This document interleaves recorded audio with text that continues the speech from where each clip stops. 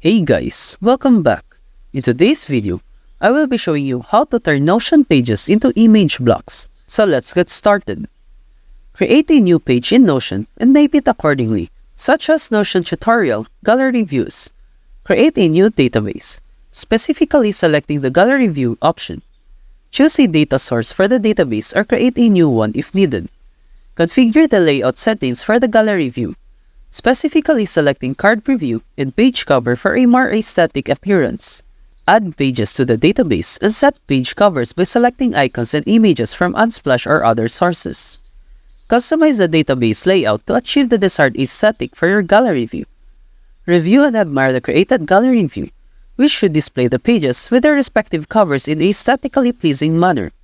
That's it for this video. If you have found this video helpful, simply leave a like below or subscribe, because it helps me reach more people. See you soon!